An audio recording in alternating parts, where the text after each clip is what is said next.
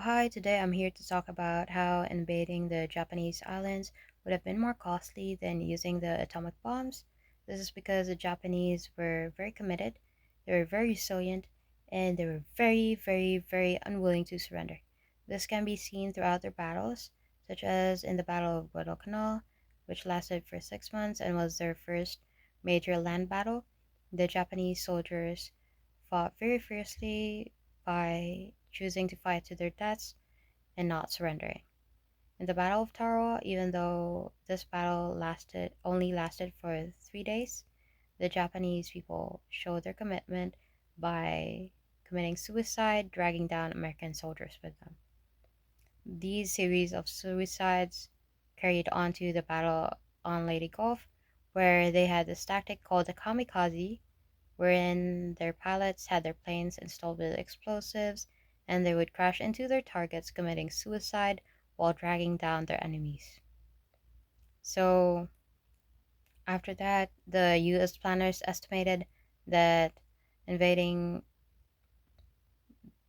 the Japan would cost them around 250,000 to a million American soldiers. Meanwhile, the Japanese leaders estimated that they would lose around 20 million Japanese. However, they saw the Japanese saw these lives lost as worth it.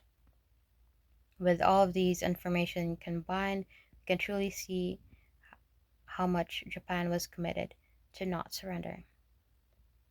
So after that, by August 1945, Japan already technically lost the war. However, they still continued to fight. So President Truman was faced with the responsibility of making a choice, and he chose to drop the atomic bomb. So they first dropped the atomic bomb at Hiroshima, killing 80,000 people instantly, injuring 35,000 people, and the after effects of the radiation killed around 60,000 people more by the end of the year. They also dropped the second atomic bomb at Nagasaki, finally making Japan surrender, and this surrender happened in August 14, 1945, ending the global conflict that killed around 50 to 85 million people. So the atomic bomb cost made Japan was very unwilling to surrender, finally surrender, preventing more loss of lives while also introducing a new major threat to the world. That is all I'm going to talk about. Thank you for listening.